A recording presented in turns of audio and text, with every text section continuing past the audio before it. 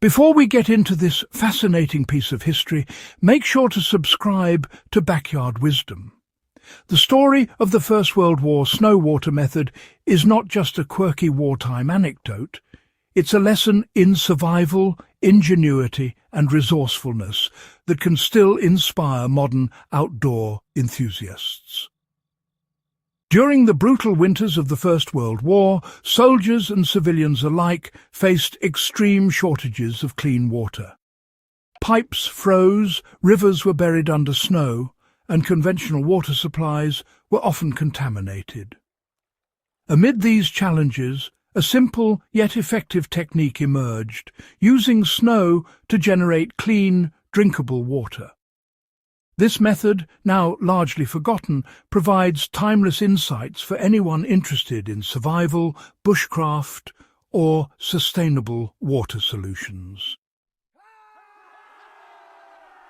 Why soldiers needed a snow water method.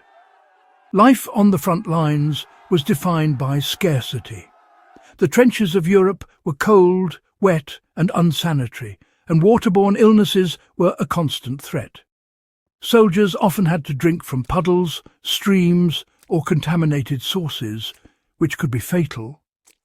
The snow water method offered a reliable alternative by using the natural abundance of snow to create potable water.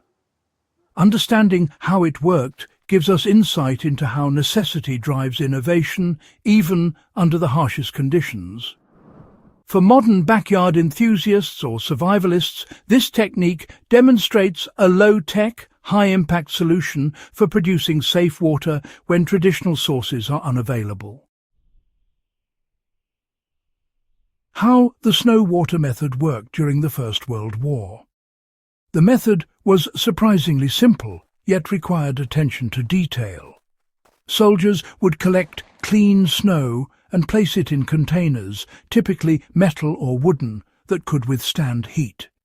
The snow would then be slowly melted over a fire or other heat source. Crucially, the first meltwater, often containing dirt or debris, was discarded, ensuring that only the cleanest water was consumed. By repeating this process, soldiers could generate sufficient water for drinking, cooking and hygiene, even in freezing conditions. The principle here is straightforward. Slow, controlled melting and filtration result in cleaner water. Why the method was both practical and efficient. The snow water method was efficient for several reasons. Snow was often readily available in large quantities, and containers could be improvised from scraps or ration tins. Unlike other purification methods, this technique required no chemicals, electricity, or complex equipment. Additionally, the process allowed for continuous water production, which was essential in a war environment where access to traditional supplies was intermittent. Modern survivalists can adapt this approach for winter camping, off-grid living, or emergency preparedness by collecting fresh snow and following similar melt and filter procedures. How civilians and soldiers improvised with limited resources is honestly quite remarkable. Improvisation was key to making the snow water method work.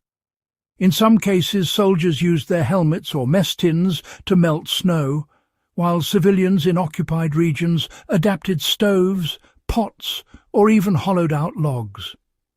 The key was maintaining slow, even heat to avoid boiling contaminants directly into the water.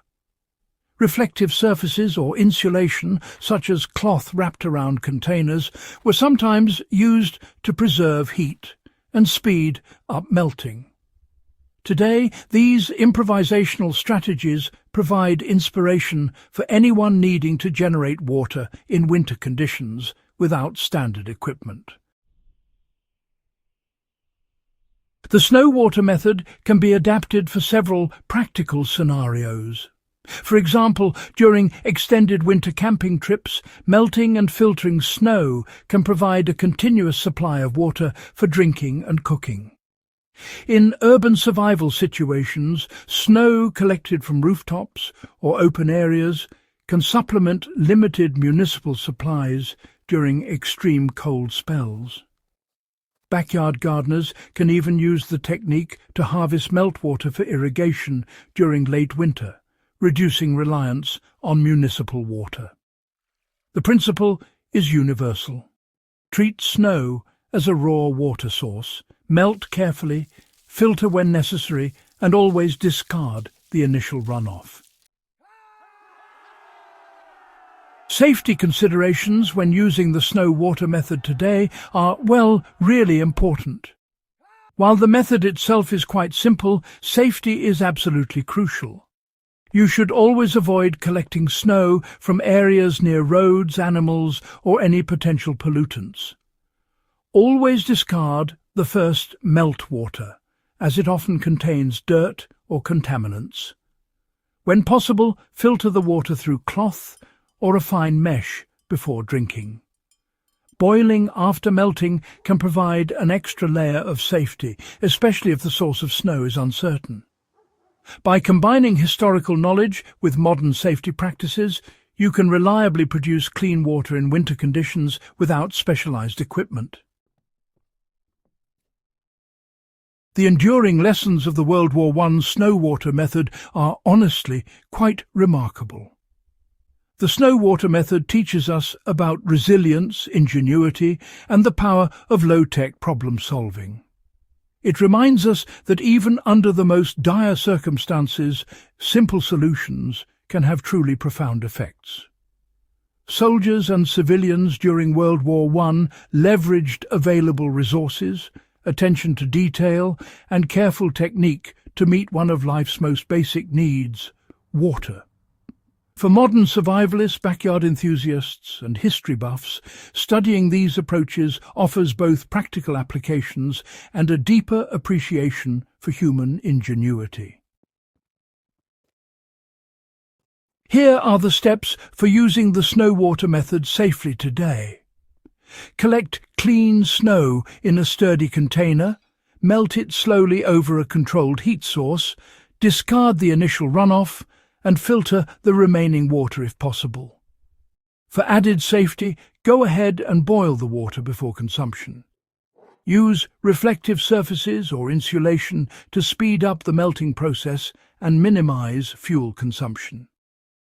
By following these steps, you can safely apply a historical survival technique to modern situations, whether for outdoor adventures, emergency preparedness, or even innovative backyard water solutions. If you want to explore more forgotten historical techniques and practical survival lessons, subscribe to Backyard Wisdom. Experiment safely with the snow-water method, share your results, and discover how lessons from the past can improve life today.